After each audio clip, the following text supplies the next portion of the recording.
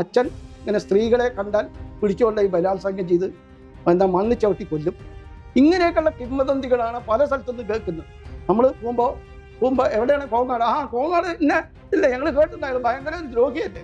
ഇങ്ങനെയൊക്കെ ആൾക്കാർ നമ്മൾ ഇന്നാളുടെ മകനാണെന്ന് അവർ അറിഞ്ഞിട്ടല്ല പറയണം. അപ്പൊ ഇതിന്റെ യഥാർത്ഥ കാരണം ഒന്ന് അറിയണം. കാരണം ഞങ്ങൾ ആരും അച്ഛനെ പറ്റി ഇങ്ങനെ ഒരു പ്രതിച്ഛായ കണ്ടിട്ടേ ഇല്ല. ഈ ചങ്ങൻ ഞങ്ങളുടെ നാട്ടിലെ ഒരു ഒടിയനായിരുന്നു.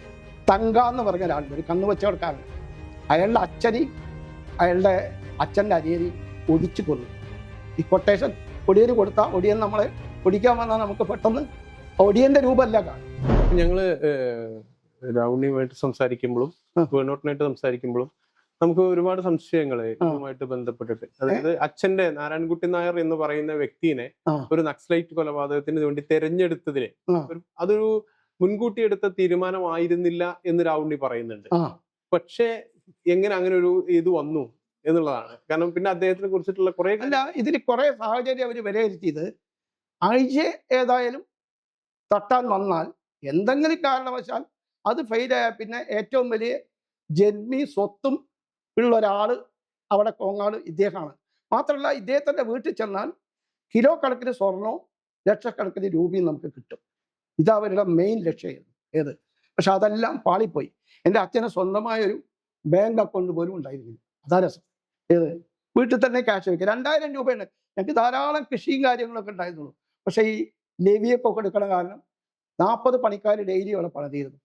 350 ഏക്കർ സ്വത്തുണ്ടായിരുന്നു. അതിൽ അച്ഛൻ 60 ഏക്കർ മാത്രമേ വിറ്റുള്ളൂ, പറമ്പ് നോക്കാൻ പറ്റാത്തത്. ഇതൊന്നും അച്ഛന് ജന്മാവകാശമായി കിട്ടിയ സ്വത്തല്ല. അച്ഛൻ്റെ മുത്തച്ഛൻ നാട്ടുരാജാവായിരുന്നു. അതിൻ്റെ പുസ്തകം വായിക്കുമ്പോൾ ഡീറ്റെയിൽ മുഴുവൻ മനസ്സിലാവും. അത് പുള്ളി അച്ഛനൊന്നും കൊടുത്തില്ല. എന്താന്ന് വെച്ചാൽ ആദ്യം അച്ഛൻ്റെ അമ്മാമൻ്റെ മകളെ കല്യാണം കഴിക്കാൻ പറയും മുത്തച്ഛൻ രാവണി പണിക്കരെ. പുള്ളി കല്യാണം കഴിക്കാൻ പറഞ്ഞപ്പോൾ അച്ഛന് തീരെ ഇഷ്ടമില്ല. അവസാനം കഴിച്ച് കുറച്ച് കാലം കഴിഞ്ഞപ്പോൾ അവർ വേർപെട്ടു. അന്നത്തെ ഈ പുടവ കൊടുക്കലാണ്. അല്ലാണ്ട് അതിലൊരു കുട്ടിയുണ്ട്. അയാൾ മരിച്ചു. ഇപ്പോൾ ഉണ്ണേട്ട അച്ഛൻ തന്നെ പഠിപ്പിച്ച് വളർത്തിയതോ. അത് കഴിഞ്ഞിട്ട് രണ്ടാമത് വാഴയങ്കട പറഞ്ഞ സ്ഥലത്ത് മണ്ണാർക്കാടിൻ്റെ അവിടെ ഏതോ ഒരു ഭാഗത്തായി സ്ഥലം, അവിടുന്ന് ഒരു സ്ത്രീയെ കല്യാണം കഴിച്ചിട്ട് അവര് അച്ഛനുമായിട്ട് ഒത്തുപോകുന്നില്ല. അച്ഛൻ നല്ല കുറച്ച് ക്ഷിപ്രകോപിയൊക്കെയാണ്. അങ്ങനെ അത് ഒരു 3-4 മാസേ നിന്നോളൂ. അതിലൊരു കൊച്ചു ആ സ്ത്രീക്ക് ഉണ്ടായിരുന്നു. മൂന്നാമത് ഈ സ്ത്രീക്ക് മുമ്പല്ലേ ആദ്യത്തെ അമ്മാവൻ്റെ മകളെ കല്യാണം കഴിച്ചതായല്ലോ. അത് കഴിഞ്ഞിട്ട് വേറൊരു അമ്മാവൻ്റെ മകളെ കല്യാണം കഴിക്കാൻ പറഞ്ഞു. അവിടെ പോയി പുടവ എടുത്തു. നെക്സ്റ്റ് ഡേ തന്നെ അച്ഛൻ പറഞ്ഞു അവരുടെ കൂടെ ജീവിക്കാൻ പറ്റില്ല. ഇത് മുത്തച്ഛന് ഭയങ്കര ദേഷ്യമായി അച്ഛന്. അതുകൊണ്ട് ഒറ്റ സ്വത്ത് നിനക്ക് തരില്ല. അങ്ങനെ സ്വത്തൊക്കെ മറ്റ് 4 ഒരു പെങ്ങളുണ്ട്. പെങ്ങളും വേറെ 3 സഹോദരന്മാരുണ്ട് അച്ഛന്. അവർക്ക് ഭാഗിച്ചു കൊടുക്കും കംപ്ലീറ്റ്. 150, 200, 500 ഏക്കർ സ്വത്തുകളൊക്കെ ഓരോരുത്തർക്കും. അവർക്കൊക്കെ വലിയ വീടും പണിത് കൊടുത്തു. കളങ്ങൾ അതെല്ലാം പണിത് കൊടുത്തു. അവസാനം അച്ഛൻ ജീവിക്കാൻ വേണ്ടിയിട്ട് ഈ അണ്ടി, തോട്ടണ്ടി, അടയ്ക്ക, നാളികേരം, കുരുമുളക്, ഇതൊക്കെ പലചരക്ക് വ്യാപാരം, മലഞ്ചരക്ക് വ്യാപാരം എന്നല്ലേ ഇത് പറഞ്ഞത്, അത് നടത്തിയിട്ടാണ് പുള്ളി കഷ്ടപ്പെട്ട് ജീവിച്ചിരുന്നത്. അങ്ങനെ ജീവിച്ച സമയത്താണ് അമ്മ അവിടെ മങ്ങാട്ട് ഫാമിലിയിലുള്ളത്. അമ്മ ആദ്യത്തെ കല്യാണം കഴിച്ച് ഭർത്താവ് മരിച്ചിട്ട് നിൽക്കുന്നത്. അമ്മ കാണാൻ അതിസുന്ദരിയായിരുന്നു ആ സമയത്ത്. അപ്പം അച്ഛന് വളരെ ഇഷ്ടപ്പെട്ട് അമ്മയുടെ അച്ഛനോട് ചോദിച്ചു, എനിക്ക് കല്യാണം കഴിച്ചു വരുമോ ചോദിച്ചപ്പോൾ പറഞ്ഞു ശ്രീകൃഷ്ണൻ നായർ അമ്മയുടെ അച്ഛൻ്റെ പേര്. കഴിച്ചു കൊടുത്തു. അമ്മ വന്നതിന് ശേഷം അമ്മ എന്താ പറയുക, അച്ഛൻ്റെ ക്ഷമാശക്തിയോടെ അച്ഛൻ്റെ എല്ലാ കാര്യങ്ങളും കേട്ടറിഞ്ഞ് ജീവിച്ചൊരു സ്ത്രീയാണ്. അപ്പം അച്ഛൻ്റെ കൂടെ അപ്പം തന്നെ അമ്മ കല്യാണം കഴിക്കുന്നതിന് മുമ്പേ 2 പേരുണ്ടായിരുന്നു. ഒരു കാര്യസ്ഥനും ഒരു സ്ത്രീ, ചിന്നൻ നായരും അമ്മിണി. അവരും അച്ഛൻ്റെ കൂടെ ഞങ്ങളുടെ വീട്ടിൽ വന്നു. ഞങ്ങളുടെ വീട്ടിൽ കിടന്നിട്ടുണ്ട്. അവർ മരിച്ച് അവസാന കാലത്ത് ഈ സംഭവമൊക്കെ നടക്കുമ്പോൾ ഈ അമ്മിണിയാണ് രാത്രി രക്ഷപ്പെട്ടത്. പിന്നെ അച്ഛനൊന്നും സ്വത്ത് കൊടുത്തില്ല. പക്ഷേ ഈ മുത്തശ്ശൻ രോഗശയ്യയിലായപ്പോൾ അച്ഛനെ വിളിപ്പിച്ചു. അച്ഛനോട് വരാൻ പറഞ്ഞു. എന്നിട്ട് പറഞ്ഞു, ഞാൻ നിനക്കൊന്നും തന്നില്ല, ശരി, തൽക്കാലം 50 രൂപ വീതം, വർഷത്തിൽ 50 രൂപ വീതം മറ്റ് 4 പേരും, ഒരു സഹോദരി, 3 സഹോദരരുണ്ട്, അവർ തരാൻ വേണ്ടിയിട്ടൊരു ഒരു എഴുതി, വിൽപത്രം അല്ല എന്താ പറയുക, ഒരു മുദ്ര പേപ്പറിൽ എഴുതി ഇതാക്കിയിട്ട് കൊടുത്തു. അതിലാകെ ഈ പെങ്ങൾ മാത്രമേ 50 രൂപ അച്ഛന് കൊടുത്തിട്ടുള്ളൂ. അത് പുള്ളി ഗുരുവായൂർ കൊണ്ടേടും. ഏത് അത് കഴിഞ്ഞിട്ട് 3 മോതിരങ്ങൾ, പവിത്ര മോതിരം, വേറെ 2 ഡയമണ്ടിൻ്റെ മോതിരം, അത് ഊരി അച്ഛൻ്റെ കൈ കൊടുത്തു. പക്ഷെ നിർഭാഗ്യവശാൽ മുത്തശ്ശൻ ഒരാഴ്ച കഴിഞ്ഞ് മരിച്ചു. അതുകൊണ്ട് അച്ഛനൊന്നും കിട്ടിയില്ല. അപ്പം അച്ഛൻ്റെ ഈ കഷ്ടത കണ്ട് സഹിക്കാൻ വയ്യാതെ ഈ അച്ഛൻ്റെ ഒരു പെങ്ങളുണ്ട്, സീതമ്മ പറയും. അവരുടെ വീട് ചെറുപ്പശ്ശേരി കൊളക്കാട് അവിടെയാണ്, കല്യാണം കഴിച്ചിരിക്കുന്നത് അവിടെ നിന്നാണ്. സീതമ്മക്ക് അവർക്ക് ഇഷ്ടംപോലെ സ്വത്താണ്, ഇഷ്ടംപോലെ പറഞ്ഞാൽ 10-500 ഏക്കർ സ്വത്താണ്. അപ്പം അച്ഛനോട് പറഞ്ഞു, നിനക്ക് ഞാൻ പാട്ടത്തിന് 10-100 ഏക്കർ നീ എടുത്തോ, പറമ്പും കൃഷിയായിട്ട് നിങ്ങളുടെ വീട്ടിൻ്റെ ആ മുന്നിലുള്ള ഇതൊക്കെ അല്ലേ, അതൊക്കെ നീ എടുത്തോ, നീ പാട്ടം തന്നാൽ മതി ഇത്ര വെച്ചിട്ട്. അന്ന് പാട്ട സിസ്റ്റം അതാ പറഞ്ഞേ. അച്ഛൻ ജന്മിയായിരുന്നില്ല, കുടിയാനായിരുന്നു. അങ്ങനെ ഇത് പാട്ടത്തിനെടുത്ത് അച്ഛൻ എന്താ പറയുക ജീവിതം വെട്ടിപ്പൊക്കാൻ സംഭവിച്ചു. അപ്പൊ തന്നെ അച്ഛൻ എന്ത് ചെയ്തു, ഞങ്ങളുടെ വീട്ടിന്റെ കുറെ അപ്പുറത്ത് നിറയെ സ്വത്തും ഈ പറമ്പും ഇതും കിടക്കുന്നുണ്ട്. അത് പാതാക്കരമന, പൊതുവായ മന പറഞ്ഞ 2 മനക്കാരുടെ ഇത്. അപ്പൊ അവരെ പോയി കണ്ടിട്ട് പറഞ്ഞു, എനിക്കതിൽ കുറെ ഇത് പാട്ടത്തിന് തരണം, ഞാൻ കൃത്യമായിട്ട് പാട്ടം മേൽപ്പിച്ചോളാം പറഞ്ഞു. അങ്ങനെയാണ് ഈ 350 ഏക്കർ സ്വത്തായത്. അതിൽ 60 ഏക്കർ സ്വത്ത് അച്ഛൻ ഉള്ളപ്പോൾ തന്നെ വിറ്റു. ബാക്കി അച്ഛൻ നല്ലപോലെ എന്താ പറയുക ഇതൊന്ന് എല്ലാം പാട്ടത്തിനെടുത്ത് കംപ്ലീറ്റ് പാട്ടത്തിന്, 1 സെന്റ് പോലും. ഈ താമസിക്കുന്ന വീട് അച്ഛൻ്റെ മൂത്ത ജ്യേഷ്ഠനുണ്ട് ഗോപാലൻ, ഞാനവരെയൊന്നും കണ്ടിട്ടില്ല, അവരുടെ മകൾക്ക് വേണ്ടി കെട്ടിയ വീടാണ് ഈ വീട്. തങ്കമണി എടുത്തി എന്ന് പറയും, പാറക്കുട്ടിയമ്മ എന്ന് പറയും. അച്ഛൻ്റെ ഈ കഷ്ടം, മറ്റേ പെങ്ങൾ ഇതൊക്കെ ചെയ്തോലോ. അപ്പൊ അച്ഛനോട് കുട്ടിയേട്ടമ്മ എന്നാ പറയാ, എനിക്ക് കെട്ടിയിട്ട വീട് എടുത്തോളൂ, എനിക്കൊരു 5000 ഉറുപ്പ്യ തന്നാൽ മതി എന്ന് പറയും. വലിയ വീടും കളമൊക്കെയാണ്, പടിപ്പരിയൊക്കെ ആയിട്ട്. അങ്ങനെ അച്ഛൻ 5000 ഉറുപ്പ്യ കൊടുത്ത് അത് വാങ്ങി. ഈ വീടും കിട്ടി അച്ഛന്. അപ്പോൾ പിന്നെ അവരുടെയും കുറെ കൃഷി ആ ഭാഗത്തുണ്ടായിരുന്നു, അതും അച്ഛന് പാട്ടത്തിനെടുത്തു. ഇതെല്ലാം ഭൂപരിഷ്കരണ നിയമം വന്നപ്പോൾ ഞങ്ങൾക്ക് 12 തവണ കെട്ടിവെച്ചിട്ട്, നിസ്സാര പൈസ കെട്ടിവെച്ചിട്ട് വാങ്ങിയാൽ മതിയായിരുന്നു. പക്ഷെ അച്ഛൻ പറഞ്ഞു അത് ചെയ്യരുത്, ഞാൻ ഏറ്റവും ഒന്നുമില്ലാത്ത നിൽക്കുന്ന കാലത്ത് എന്നെ സഹായിച്ചതാണ് ഇവരൊക്കെ. അതുകൊണ്ട് അതിൻ്റെ അർഹിക്കുന്ന വില കൊടുത്തിട്ട് വാങ്ങാന്ന് പറഞ്ഞ അന്നത്തെ മാർക്കറ്റ് വില കൊടുത്തിട്ട് എല്ലാം അച്ഛൻ സ്വന്തം പേരിലേക്ക് വാങ്ങി. അങ്ങനെയാണ് അല്ലാണ്ട് ജന്മിയായിരുന്നില്ല. എന്നിട്ട് എന്ത് ചെയ്തു എന്ന് വെച്ചാൽ, പിന്നെ അച്ഛൻ വളരെയധികം എന്താ പറയുക നാട്ടുപ്രമാണി പോലെ ആയി, എന്താ പറയുക കോൺഗ്രസിൻ്റെ വലിയ ഇതായി, പ്രവർത്തകനായി, KPCC DCC മെമ്പറൊക്കെ ആയി. അങ്ങനെയുള്ളൊരു ജീവിതമായി. പിന്നെ നാട്ടിലെ 5 ക്ഷേത്രങ്ങൾ ജീർണോദ്ധാരണം ചെയ്ത വ്യക്തിയാണ് അച്ഛൻ്റെ അവസാന കാലത്ത്. 60ാമത്തെ ഷഷ്ടിപൂർത്തി അതിഗംഭീരമായിട്ടാണ് നാട്ടിൽ ആഘോഷിച്ചത്. നാട്ടിലതൊരു കോങ്ങാട്ടിലൊരു വലിയ കമ്മിറ്റി തന്നെ രൂപീകരിച്ചു ഈ ഷഷ്ടിമൂർത്തി ആഘോഷിക്കാൻ. 60 വിധവകൾക്ക് എന്താ പറയുക അന്നദാനം, വസ്ത്രദാനം, 12 സ്കൂളിൽ കൊടിമരം, മിഠായി വിതരണം. പിന്നെ അവിടുത്തെ 2 സ്കൂളിലും പഠിച്ച് ജയിക്കുന്ന 3 കുട്ടികൾക്ക് സ്കോളർഷിപ്പ്. ഇതെല്ലാം അച്ഛൻ്റെ പേരിൽ കൊടുത്തിട്ടുണ്ട്. ഇപ്പോഴും അതൊക്കെ കൊടുത്തുകൊണ്ടിരിക്കുന്നുണ്ട്. അതിനുള്ള എമൗണ്ട് അന്ന് നമ്മൾ ബാങ്കിലിട്ട് കൊടുത്തിരുന്നു. അപ്പം വളരെ നല്ലൊരു പ്രതിച്ഛായായിരുന്നു അച്ഛന്. പിന്നെ അപ്പൊ ഇതെല്ലാം സംഭവിച്ചു കഴിഞ്ഞ് എന്താ പറയുക പല ഭാഗത്തുനിന്നും കേൾക്കുന്നത് എന്താന്ന് വെച്ചാൽ, അച്ഛൻ ഇങ്ങനെ സ്ത്രീകളെ കണ്ടാൽ പിടിച്ചുകൊണ്ടായി ബലാത്സംഗം ചെയ്ത് മണ്ണ് ചവിട്ടി കൊല്ലും. ഇങ്ങനെയൊക്കെയുള്ള കിംവദന്തികളാണ് പല സ്ഥലത്തുനിന്ന് കേൾക്കുന്നത്. നമ്മൾ പോകുമ്പോൾ എവിടെയാണ് കോങ്ങാട്, കോങ്ങാട് ഇല്ല ഞങ്ങൾ കേട്ടിട്ടുണ്ടായിരുന്നു, ഭയങ്കര ഒരു ദ്രോഹിയല്ലേ. ഇങ്ങനെയൊക്കെ ആൾക്കാർ നമ്മൾ ഇന്നാളുടെ മകനാണെന്ന് അവർ അറിഞ്ഞിട്ടല്ല പറയണം. അപ്പൊ ഇങ്ങനെ ഒരു ഇത് സ്ഥിരം കേൾക്കാൻ തുടങ്ങിയപ്പോൾ എനിക്ക് ഭയങ്കര ബുദ്ധിമുട്ടായി. അപ്പം എൻ്റെ ഏട്ടൻ വല്ലാതെ ഷോക്കായി പോയി പുള്ളിക്ക് ഇതിനൊക്കെ ശേഷം. അപ്പം പുള്ളി കുറച്ച് ആൽക്കഹോളിക്കായി മാറി അതിന് ശേഷം. അത് കഴിഞ്ഞിട്ട് പിന്നെ ഇതിൻ്റെ ഏറ്റവും വലിയൊരു ട്രാജഡി എന്താ പറയുക, 70-ലാണ് ഇത് സംഭവിക്കുന്നത്. 68-ൽ ഈ വാഴങ്കടയിൽ നിന്ന് കല്യാണം കഴിച്ചു പറഞ്ഞ് ഇതിലൊരു മകനുണ്ടായിരുന്നു പറഞ്ഞു മുരളിയേട്ടൻ. പുള്ളി ഏതാണ്ടൊരു 10-11 വയസ്സുള്ളപ്പോൾ ഞങ്ങളുടെ വീട്ടിൽ വന്നിട്ട് ഇങ്ങനെ. അപ്പോൾ എൻ്റെ സിസ്റ്ററും ഒക്കെ പറഞ്ഞു അമ്മയോട് പോയിട്ട് ഒരു കുട്ടി പുറത്ത് വന്ന് നിൽക്കണമെന്ന് പറഞ്ഞു. അമ്മ വേഗം പോയി.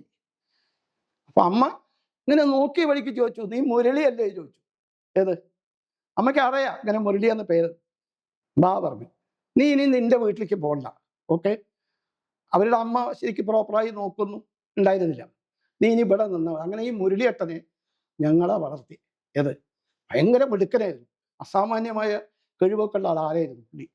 അപ്പൊ പുള്ളി IT ഒക്കെ കഴിഞ്ഞിട്ട് പുള്ളിയെ നാസിക്കിലേക്ക് കൊണ്ടുപോയി. എൻ്റെ മൂത്ത സഹോദരി കല്യാണം കഴിച്ചിരിക്കുന്നത് ഇവരുടെ ഭർത്താവ് നാസിക്കിൽ ഇന്ത്യൻ സെക്യൂരിറ്റി പ്രസിൽ ചീഫ് കോൺഫിഡൻഷ്യൽ സെക്രട്ടറി ആയിരുന്നു. ഏത് അപ്പൊ പുള്ളി അവിടെ കൊണ്ടുപോയി ജോലിയൊക്കെ വാങ്ങിക്കൊടുത്തു. അവിടെ ചെന്നപ്പോൾ പുള്ളിക്ക് എന്താ പറയുക, ഇവിടുന്ന് നാട്ടുന്നുണ്ട് തലവേദന, ഭയങ്കരമായി തലവേദന വരും, ഒലിച്ചിൽ കുത്ത്, അങ്ങനെ എന്തൊക്കെ പേര് പറയും. എന്നിട്ട് വായുള്ള വെച്ച് എന്തൊക്കെ കുറച്ച് ചികിത്സ ചെയ്യും, ഒരു രക്ഷയില്ല. അവിടെ ചെന്നപ്പോൾ അത് ഭയങ്കരമായി അങ്ങ് കൂടി ഈ തലവേദന. തലവേദന വന്നാൽ ചുമരിലിട്ട് തലയടിക്കും. അങ്ങനെ വളരെ സീരിയസ് ആയപ്പോൾ കമ്പനി എന്ന് പറഞ്ഞു റൂമിൽ പോയി റെസ്റ്റ് എടുക്കാൻ ഒരാളി കൂടെ വിട്ടു.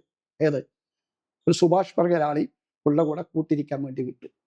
അവിടെ ചെന്നിട്ട് ഈ സുഭാഷ് ഈ തല അടിച്ച് രക്തം വന്നപ്പോൾ ഡോക്ടറെ വിളിക്കാൻ വേണ്ടി പോയി. തിരിച്ചു വന്നപ്പോൾ ഫാനിൽ തൂങ്ങി നിൽക്കുന്ന കണ്ട് ഈ വെള്ളിയേട്ടൻ. ഏത് അപ്പോൾ പോസ്റ്റ്മോർട്ടം ചെയ്തപ്പോഴാണ് അറിയുന്നത് പുള്ളിക്ക് ബ്രെയിൻ ട്യൂമർ ആയിരുന്നു. അന്ന് സ്കാനിങ് എക്സ്റേ ഒന്നും ഇല്ലാത്ത കാലമാണ്. എക്സ്റേ ഉണ്ടായിരിക്കും, സ്കാനിങ് ഇല്ല. അപ്പം ഡോക്ടർ പറഞ്ഞു മാക്സിമം 1 മാസമേ ജീവിക്കൂ, അത്ര മാക്സിമം ഗ്രോത്ത് ആയിരുന്നു. അങ്ങനെ പഞ്ചവടി തന്നെ സംസ്കരിച്ച്. ഏത് ഇത് 68. 70 ജാനുവരിയിൽ എൻ്റെ 3ാമത്തെ സിസ്റ്റർ ലീല ചേച്ചി പറയും, ഞങ്ങളുടെ സിസ്റ്ററുള്ളതിൽ ഭയങ്കര അതിസുന്ദരി പല ഇതുമാണ്. ഞാൻ അവിടെ നിന്നിട്ടാണ് പഠിക്കുന്നത്. കാരണം എന്താ അറിയോ, അച്ഛനും വല്യച്ഛനും തമ്മിൽ ശത്രുതയിലായിരുന്നു. എൻ്റെ ഈ വല്യച്ഛനും അച്ഛനും തമ്മിൽ ഈ KPRP സ്കൂൾ പറഞ്ഞത് വല്യച്ഛൻ 18 ദിവസം കൊണ്ട് കെട്ടിയതാണ്. ഏത് അതൊക്കെ ആ പുസ്തകത്തിൽ ഞാൻ എഴുതിയിട്ടുണ്ട്. മകളെ കടമ്പഴിപ്പുറം സ്കൂളിൽ നിന്ന് അരമണിക്കൂർ പുറത്ത് നിർത്തി എന്നുള്ളതിൻ്റെ പേരിൽ.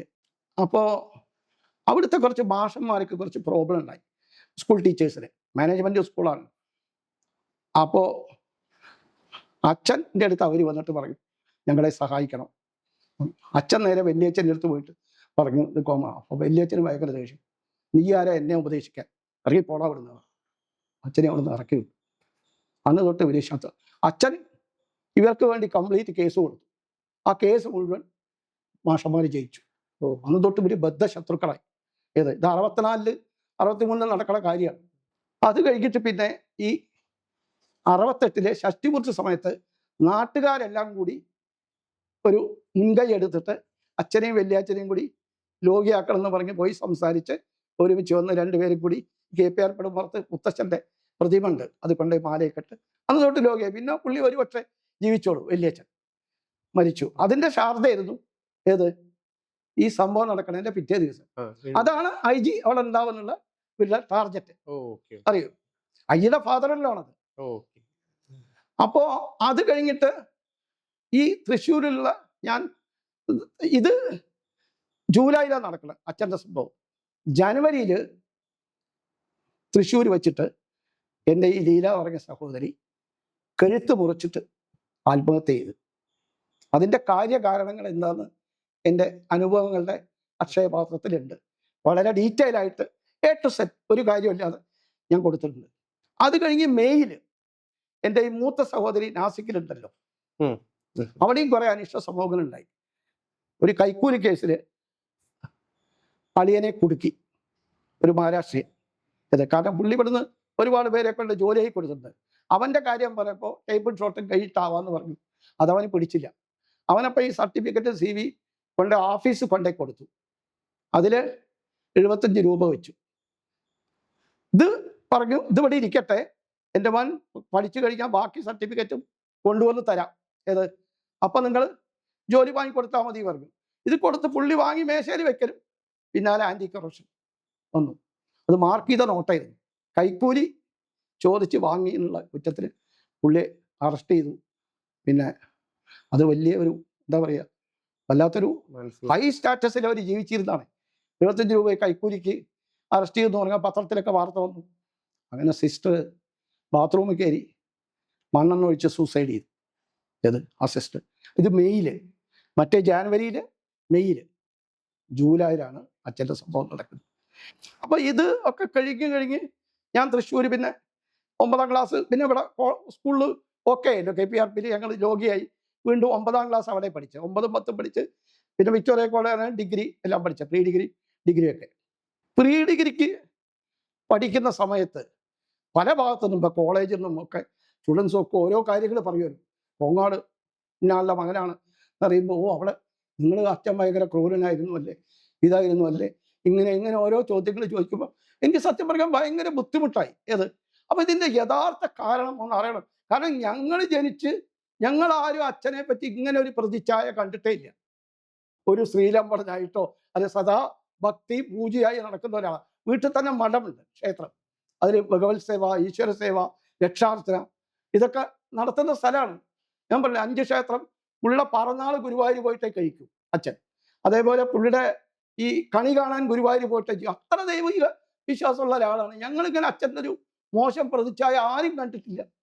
അപ്പം ഞാൻ വേഗം, അപ്പം എനിക്കറിയാം ഈ ചിന്നൻ നായർക്കും അമ്മിണിക്കും അച്ഛൻ്റെ എല്ലാ കാര്യങ്ങളും അറിയായിരിക്കും. കാരണം അമ്മ വരുന്നതിൻ്റെ മുമ്പേ അച്ഛൻ്റെ കൂടെ ഉണ്ടായിരുന്ന ആൾക്കാരല്ലേ. അങ്ങനെ ഞാൻ ഈ ചിന്നൻ നായരോട് പറഞ്ഞു, നിങ്ങൾ എന്നെ ഒന്ന് സഹായിക്കണം. അപ്പം എന്താ കുട്ടി പറയുക ചോദിച്ചു. മൂപ്പര് എന്താ പറയുക, വളരെ സരസനമുള്ളതായിട്ടുള്ളൊരു നല്ല മനുഷ്യനാണ്. അപ്പോൾ പറയും, എനിക്കിങ്ങനെ അച്ഛൻ്റെ എല്ലാ കാര്യവും അറിയണം, അച്ഛൻ്റെ ചെറുപ്പകാലങ്ങളെ പറ്റിയൊക്കെ എനിക്ക് അറിയണം, എന്താണ് ഇങ്ങനെ സംഭവിക്കാൻ കാര്യം. അപ്പോൾ പുള്ളിയാണ് എന്നെ ഇത് ഇൻവെസ്റ്റിഗേഷൻ സഹായിച്ചത്. പുള്ളി പറഞ്ഞു, അച്ഛൻ്റെ ചെറുപ്പകാലത്ത്, അതായത് 2008 അച്ഛൻ ജനിച്ച് 28 ആ കാലഘട്ടത്തിലൊക്കെ, അതായത് അച്ഛന് 20-22 വയസ്സൊക്കെ ആയ കാലത്ത് അത്യാവശ്യമൊക്കെ വ്യഭിചരിക്കും, അല്ലെങ്കിൽ അതൊക്കെ അന്നത്തെ നാട്ടു നടപ്പാണ് ഉണ്ടായിരുന്നു. അപ്പോൾ 1-2 സ്ത്രീകൾ ഞാൻ വരാൻ പറഞ്ഞാൽ അവർ വരും, അവരിങ്ങനെ കാത്തു നിൽക്കും. അതൊക്കെ ഈ ബുക്കിൽ എഴുതിയിട്ടുണ്ട്. അപ്പം പറഞ്ഞു എനിക്ക് അവരെ കാണണം. അപ്പോൾ ആ സ്ത്രീകളുടെ അടുത്ത് അവർ കല്യാണമൊക്കെ കഴിഞ്ഞ് കുട്ടിയായി, പക്ഷെ നമ്മളോട് ഭയങ്കര ബഹുമാനം അവർക്ക്. ഞങ്ങളൊക്കെ കൊടുത്ത സ്ഥലത്താണ് താമസിക്കുന്നത്. അങ്ങനെ അവരെ വിളിച്ച് വേറെ സ്ഥലത്തേക്ക് കൊണ്ടുവന്നിട്ട് ഞാൻ ചോദിച്ചു, ഇങ്ങനെ എപ്പോഴെങ്കിലും എൻ്റെ അച്ഛൻ നിങ്ങളെ ബലാത്സംഗം ചെയ്യേ, ബലമായി ഇതായിട്ടോ എന്തെങ്കിലും ഉപദ്രവിച്ചിട്ടോ? അവർ പറഞ്ഞു ഒരിക്കലുമില്ല. ചിന്നൻ നായർ വന്ന് ഞങ്ങളെ വിളിക്കും, വരാൻ പറ്റാം, ഞങ്ങൾക്ക് വലിയ സന്തോഷമാണ് അച്ഛൻ്റെ അടുത്ത്. കാരണം വലിയ നാട്ടിലൊരു ഇതുള്ള ഒരാളാണ്, അഴകുള്ള മനുഷ്യനാണ്. അങ്ങനെ ഒരാളുടെ കൂടി വിളിച്ചാൽ ഞങ്ങൾക്ക് യാതൊരു വന്ന് കല്യാണം കഴിക്കാത്തവരവരൊക്കെ ഒരു ബുദ്ധിമുട്ടും ഞങ്ങൾക്ക് ഉണ്ടായിട്ടില്ല. അപ്പോൾ ആരും ബലം പ്രയോഗിച്ച് ഞങ്ങളെ ഒന്നും ചെയ്തിട്ടില്ല. ഈ ചിന്നൻ നായർ വരാൻ വേണ്ടി ഞങ്ങൾ കാത്തിരിക്കുകയായിരുന്നു. ഇവർ പറഞ്ഞതാണ്, ചിന്നൻ നായർ വന്ന് ഞങ്ങളെ വിളിക്കാൻ വേണ്ടി ഞങ്ങൾ ഇത്രയും കാര്യങ്ങളാണ് ഈ അവിഹിതം എന്ന് പറഞ്ഞ് നടന്നിരിക്കുന്നത്. അത് 2028 കാലത്ത്, അതിന് 2070 ശിക്ഷിക്കാൻ. അങ്ങനെ നാട്ടിൽ എന്തൊക്കെ കാര്യം ആൾക്കാർ ചെയ്തിട്ടുണ്ടാവും. അല്ലാണ്ട് ഒരു ബലാത്സംഗോ മുല ഛേദിച്ചു, ചവിട്ടിക്കൊന്നു, ഇങ്ങനെയൊക്കെ കുറേ കാര്യങ്ങൾ. പിന്നെ ഈ ചങ്ങൻ്റെ കാര്യം, അത് ഞാൻ വിശദമായി അതിൽ വിവരിച്ചിട്ടുണ്ട്. ഈ ചങ്ങനെ കൊന്നു എന്നുള്ള കാര്യം. ഈ ചങ്ങൻ ഞങ്ങളുടെ നാട്ടിലെ ഒരു ഒടിയനായിരുന്നു. ഒടിവിദ്യകളൊക്കെ അറിയുന്ന ഒരു ഇതാണ്. അത് പറയ സമുദായം അങ്ങനെ എന്തോ. അപ്പോൾ അവൻ ഞങ്ങളുടെ അവിടെ തങ്ക എന്ന് പറഞ്ഞ ഒരാളുണ്ട്, ഒരു കന്നുവച്ചവടക്കാരനാണ്. അയാളുടെ അയാളുടെ അച്ഛൻ്റെ അനിയനെ ഒടിച്ചു കൊന്നു, ഒടിച്ചിട്ട് തന്നെ കൊന്നു. അത് കൊട്ടേഷൻ കൊടുക്കുന്ന ഓരോരുത്തർ എന്തെങ്കിലും വൈരാഗ്യം ഉണ്ടെങ്കിൽ. അങ്ങനെ ഈ തങ്ക എന്ത് കാണിച്ചു, ഒരു ദിവസം പാറശ്ശേരി ഷോപ്പിൽ ഇങ്ങനെ കള്ളു കുടിച്ചിരിക്കുമ്പോൾ ഈ ഒടിയൻ അവിടെ വന്നു, ചങ്ങൻ അവിടെ വന്നിട്ട് കള്ളു കുടിക്കാൻ തങ്ക കള്ളടിച്ച് പുള്ളിക്കാൻ ഇതായപ്പോൾ പുള്ളിക്ക് ആ വൈരാഗ്യം മുഴുവൻ മനസ്സിൽ വന്നു. അവിടെ ഇട്ടിട്ട് അടിച്ചങ്ങ് കൊന്നു. ഈ ചങ്ങനെ അടിച്ച് കൊന്നിട്ട് അത് ഏതാണ്ട് ഒരു 68-67 കാലഘട്ടത്തിലായിരിക്കാം, അല്ല 67 കാലഘട്ടത്തിലായിരിക്കും. ഇവരെന്ത് ചെയ്തത്, അന്ന് എന്ത് പ്രശ്നം ഉണ്ടാക്കണം ഞങ്ങളുടെ വീട്ടിലേക്കാണ് ഓടി വരിക സഹായിക്കണേന്ന്. ഇത് 68-ലാണോ ഈ സംഭവം നടക്കുന്നത്? ഈ ചങ്ങന്റെ ഒരു 67-66 ആയിരിക്കും, 68 അല്ല. മുരളിയേട്ടൻ ഉണ്ടായിരുന്നു അവിടെ. മുരളിയേട്ടനുള്ള സമയം അതെനിക്ക് ഓർമ്മയുണ്ട്. മുരളിയേട്ടൻ അപ്പോൾ ഈ അപസ്മാരം വന്ന് വീട് കിടക്കുകയായിരുന്നു. അപ്പോൾ ഇങ്ങനെ വീട് കിടക്കുമ്പോൾ ഞങ്ങളോട് അച്ഛൻ ശരണം വിളിക്കാനൊക്കെ പറയും. അപ്പോൾ ആ സമയത്താണ് ഈ തങ്കി അവൻ്റെ ഒരു ബന്ധു സുകുമാരനും കൂടി ഓടി വീട്ടിലേക്ക് വരുന്നത്. തമ്പുരാനെ ഇങ്ങനെ പറ്റിപ്പോയി പറഞ്ഞു, അത് ഹരിജൻ കേസാണ്, ഇതിന് ഞാൻ പോലീസ് സ്റ്റേഷനിൽ വിളിച്ച് പറയുക, ഇതിൽ ഇടപെടുകയേ ചെയ്യില്ല, ഈ കാര്യത്തിൽ ഞാൻ ഇടപെടില്ല. അത് നിങ്ങൾ വേറെ എന്തെങ്കിലും സ്വത്ത് തർക്കോ കേസാണെങ്കിലും ചെയ്യാം. കൊലപാതകം ചെയ്തിട്ട് വന്ന് പറഞ്ഞാൽ എനിക്കതിൽ കൂട്ടു നിൽക്കാൻ പറ്റില്ല എന്ന് പറഞ്ഞു. അങ്ങനെ അവർ നേരെ സ്റ്റേഷനിൽ പോയി. പിന്നെ അവരുടേതായ രീതിയിൽ അത് ഇത് ചെയ്തു. അപ്പൊ ഇത് കഴിഞ്ഞ് ഈ സംഭവം നടന്നു 2 വർഷത്തിന് ശേഷമല്ലേ അച്ഛന്റെ കൊലപാതകം ഉണ്ടാവുന്നത്? 2-3 വർഷം കഴിഞ്ഞു. 3 വർഷം. അല്ല, ഇവര് പറയണത് എന്താണെന്ന് വെച്ചാൽ അങ്ങനെ അച്ഛനാ കൊല്ലിപ്പിച്ചത്. ഏത് അങ്ങനെയാണ് ഇവര് പറയണത്. അങ്ങനെ ഒരു ബന്ധമില്ല അതായിട്ട്. പക്ഷേ ഈ എൻ്റെ അനുഭവങ്ങളുടെ അക്ഷയപാത്രത്തില് ഒടിയന്മാരുടെ ഒരു കഥ ഉണ്ട്. ഞാനും ഒടിയന്മാരെ ഫീൽ ചെയ്തിട്ടുണ്ട്, കാണുകയല്ല. രാത്രി അവർ ഓരിയാട്ടുന്നു, ഒടിക്കാൻ വരുന്നതൊക്കെ ഞങ്ങളുടെ വീട്ടിൻ്റെ ഉമ്മർത്തിരുന്ന ഈ രാത്രി ഓരിയാട്ടുന്ന സൗണ്ടൊക്കെ കേൾക്കാം. പിന്നെ രസകരമായൊരു ഇത്, ഞങ്ങളുടെ സ്ഥലത്തിൻ്റെ ബാക്കിൽ മലയമ്പാടി പറഞ്ഞൊരു സ്ഥലം ഉണ്ടായിരുന്നു. മലയമ്പാടി വെച്ചാൽ മലയന്മാർ, ഈ പറയന്മാരും താമസിച്ചൊരു സ്ഥലം. പാടി കെട്ടിയിട്ട് ഓലക്കുടിൽ ഇങ്ങനെ പൊക്കി കെട്ടിയിട്ട് അതിൽ താമസിക്കുന്ന ഒരു ആൾക്കാരുണ്ടായിരുന്നു. അപ്പോൾ അതിൻ്റെ കഥ ആ ബുക്കിൽ നിന്ന് വായിക്കാം.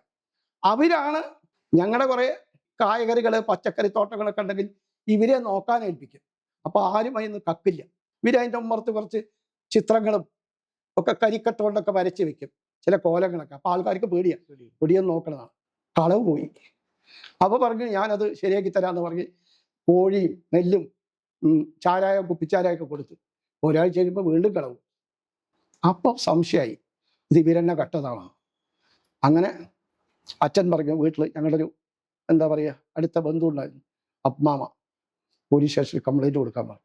അങ്ങനെ അപ്മാമയും SIയും പോലീസും കൂടി ഈ മലയമ്പാടി, ഞങ്ങളുടെ വീട്ടിൽ നിന്ന് കുറേ ബാക്കിലാണ്, കാട് പറഞ്ഞ ആ ഇതിലാണ്. അവിടെ പോയി കുടില് പരിശോധിക്കണം പറയും. ഏത് അപ്പം പറഞ്ഞു, അത് നോക്കുമ്പോൾ അതിൻ്റെ അകത്തൊന്നും സാധനമൊന്നുമില്ല. അപ്പം മുകളിൽ ഇങ്ങനെ അട്ടുണ്ട്. അട്ടെന്ന് പറഞ്ഞാൽ പരിമ്പോണ്ട് ഇങ്ങനെ മുള പാകിയിട്ട് അതിൻ്റെ മുകളിൽ ഇട്ടിരിക്കുകയാണ്. അതിലേക്ക് കയറാനിങ്ങനെ ഈ ഒറ്റമുളല്ലേ അതിലിങ്ങനെ കമ്പ് ചവിട്ടിയിട്ട് അവിടേക്ക് കയറാൻ നിന്നു. അവർ കാല് വീണ് കരയാൻ തുടങ്ങി. ആര്? ഈ ഒടിയന്മാരല്ല, ഒടിയൻ അവൻ ഈ രാത്രി ഒടിക്കാൻ പോകുമ്പോൾ മാത്രമേ ഒടിയനാവും. അല്ലെങ്കിൽ അവൻ ചങ്ങനോ പറയനോ ആണ്. ഏത് അവരുടെ സമുദായം അതാണ്. അപ്പോൾ അവിടെ ഇവര് പറഞ്ഞ് ഇവർക്ക് സംശയമായി, ഈ കായകറികൾ അതിൻ്റെ മുകളിൽ ഒളിപ്പിച്ചിരിക്കുകയെന്ന്. വീട് പിടിച്ച് മാറ്റി മുകളിലേക്ക് കയറി നോക്കുമ്പോൾ എന്താ പറയുക, അവിടെ കണ്ട കാഴ്ച എൻ്റെ പുസ്തകം വായിച്ചാൽ അറിയാം. അപ്പോൾ അത് ഇവരുടെ മരുന്നായിരുന്നു. ഏത് ഒടിക്കാൻ പോകുമ്പോൾ അവർ നെറ്റിയിലൊരു തൈലം വരട്ടും. അതെങ്ങനെ എടുക്കണമെന്ന് അവിടെ ഇതായപ്പോഴാണ് കാണിച്ച്. പിന്നെ അവർ കാണിച്ചു കൊടുത്തു എങ്ങനെയാണ് ഒടിച്ച് കൊല്ലുക. വടി ഇങ്ങനെ വെച്ച് ഏത് ഒരു ഉണ്ടക്കെട്ട് കഴുത്തിൽ ഇങ്ങനെ. അവർ എന്ന് പറയുന്നത് പല രൂപങ്ങളായി തോന്നും. കാളയായിട്ട്, നായയായിട്ട്, വലിയ ഇങ്ങനെ ആനയായിട്ട്, പാമ്പായിട്ടൊക്കെ നമുക്ക് തോന്നും. ഈ കൊട്ടേഷൻ ഒടിയന് കൊടുത്താൽ ഒടിയൻ നമ്മളെ ഒടിക്കാൻ വന്നാൽ നമുക്ക് പെട്ടെന്ന് ഒടിയൻ്റെ രൂപമല്ല കാണും. ഇത് അതൊരു വിച്ച് ക്രാഫ്റ്റാണ്. അതിൽ എന്താ പറയുക, ഒരു സൂപ്പർസ്റ്റിഷൻ ഉണ്ടെന്ന് ഞാൻ വിശ്വസിക്കുന്നില്ല. കാരണം അതിലും വലിയ കാര്യങ്ങൾ ആൾക്കാർ പഴയ സിദ്ധി കൊണ്ട് നടത്തിയ ആൾക്കാരെ എനിക്കറിയാം. വിച്ച് ക്രാഫ്റ്റിൽ കുറേയൊക്കെ കാര്യങ്ങളുണ്ട്. അത് ഇപ്പം നമ്മൾ എന്താ പറയുക, ഈ കൺകെട്ട ജാലവിദ്യയൊക്കെ കാണിക്കില്ലേ, അതിൻ്റെ വേറൊരു വേർഷനാണ്. ഇപ്പോൾ പ്രൊഫസർ വാഴക്കുന്നത്തിനെ ഒരു വലിയ പറയൻ സമുദായത്തിന് അവൻ ഇതുപോലെ ഒരുപാട് ഇത് ചെയ്യുന്ന ഒരുത്തനെ കളിയാക്കി. പുള്ളി ഒന്ന് കളിയാക്കാന്ന് വെച്ചിട്ട് ഓണ സമയത്ത് ഒരു കൊല കായയായിട്ട് ചെന്നു. ഈ കൊല നിയന്ത്രക്കൊലയായിട്ട് വേണം. തമ്പുരാനത് എൻ്റെ വക ഒരു കാഴ്ചയാണെന്ന് പറയും.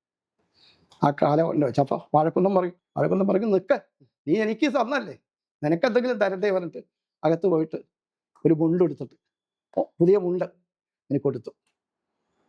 ഇവരാ മുണ്ടായിട്ട് ഗേറ്റിൻ്റെ പുറത്തിറങ്ങിയപ്പോൾ, വാങ്ങുമ്പോൾ മുണ്ടായിരുന്നു, പുറത്തിറങ്ങി നോക്കുമ്പോൾ വാഴയുടെ ഇലയാണ്. അപ്പോൾ ഇവന് മനസ്സിലായി ഏത് അങ്ങനെ തിരിച്ചു വന്ന് കാല് പിടിച്ചു വാഴക്കുന്നത്തിന്.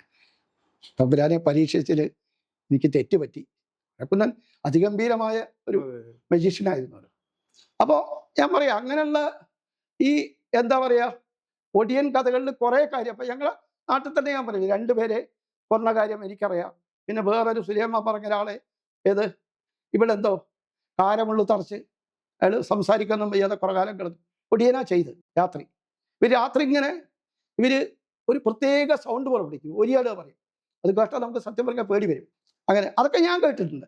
പക്ഷെ ഈ കഥ, ഞാൻ പറഞ്ഞ ഈ കഥയൊക്കെ ഞാൻ ജനിക്കണതിൻ്റെ 20-25 വർഷം മുമ്പ് നടന്നതാണ്, 20 വർഷം മുമ്പ് എൻ്റെ അമ്മ പറഞ്ഞു തന്ന കഥകളാണ്. അങ്ങനെ ഒരു ചാപ്റ്റർ ഉണ്ടായില്ല. ഇതുമല്ല, പിന്നെ ഇതിനും ഉദ്യോഗജനമായിട്ട് ഞങ്ങളുടെ അമ്മയും ഇവരൊക്കെ ചെറുപ്പക്കാരികളായിരുന്നു. കുട്ടികളൊന്നും ഇല്ലാത്ത സമയത്ത് കോങ്ങാടുന്ന ഒരു 3 ഫാമിലിയെ കൊണ്ടുപോയി തിരുനെൽവേലി കൊണ്ടുപോയി കൊല്ലാൻ ശ്രമിച്ചു. അതിൻ്റെ കഥ എൻ്റെ ആ അനുഭവങ്ങളുടെ അക്ഷയപാത്രത്തിലുണ്ട്. നിറയെ എന്താ പറയുക, വെറൈറ്റി ആയിട്ടുള്ള ഒരു അനുഭവ കഥയാണത്. അപ്പോൾ അങ്ങനെ ചിന്നൻ നായരുടെ ഇത് മനസ്സിലാക്കി. അപ്പോഴാണ് ഈ അച്ഛൻ്റെ യഥാർത്ഥ ഇത് ഇങ്ങനെ പുള്ളി പറയുന്ന ചെറുപ്പകാലത്ത് ഇപ്പോൾ എല്ലാവരും 10, 22, 24 വയസ്സിൽ പലതും ചെയ്യലും. അല്ല, പുള്ളി എൻ്റെ അമ്മയെ കല്യാണം കഴിച്ചതിന് ശേഷം പുള്ളിക്ക് ഇങ്ങനെയുള്ളൊരു പരിവേഷം ഉണ്ടായിട്ടേ ഇല്ല. ഏതാണ്ട് 40-38 സമയത്താണ് അമ്മയെ കല്യാണം കഴിച്ചത്. ഒരു ഇങ്ങനെയുള്ള പ്രതിച്ഛായും അച്ഛൻ്റെ അമ്മോട് ഞങ്ങൾ ചോദിച്ചിട്ടുണ്ട്. അങ്ങനെ ഞാൻ മൂപ്പര എന്നാ പറയുക അമ്മ അച്ഛനെ. മൂപ്പരുടെ സ്വഭാവത്തിൽ അങ്ങനെ ഒരു ഇത് ഞാൻ കണ്ടിട്ടേ ഇല്ല. ഏത് പുള്ളി അങ്ങനെ ആരെയും ബലം പ്രയോഗിച്ചത്, അത് ആരെങ്കിലും വിളിച്ചു ഒന്നും എന്നോടൊപ്പം ജീവിക്കാൻ തുടങ്ങുക അതിന് മുമ്പുള്ള കാര്യം എനിക്ക് അറിയില്ല എന്ന് പറയും. അപ്പോൾ അതാണ് ചിന്നൻ നായർ എനിക്ക് വ്യക്തമാക്കി തന്നത്. പലരും എൻ്റെ അടുത്ത് ചോദിച്ചു, നിങ്ങൾ ധോണിയിൽ വന്ന് താമസിക്കുന്നത് ചാക്കോയും ഭാസ്കരനും ഇവിടെ ഉള്ളതുകൊണ്ടാണ്. ഞാൻ പറഞ്ഞു ഒരിക്കലും അല്ല, ഞാനിത് ആകസ്മികം വാങ്ങിയ സ്ഥലമാണ്. പിന്നെ അവർക്ക് അവരുടെ ശിക്ഷ കിട്ടി, പുറത്തിറങ്ങി. പക്ഷെ രാഹുലിനെ അതുപോലെയല്ല. കാരണം മുഴുവൻ ഇല്ലാത്ത കുപ്രചരണം നടത്തുന്ന പുള്ളിയാണ്.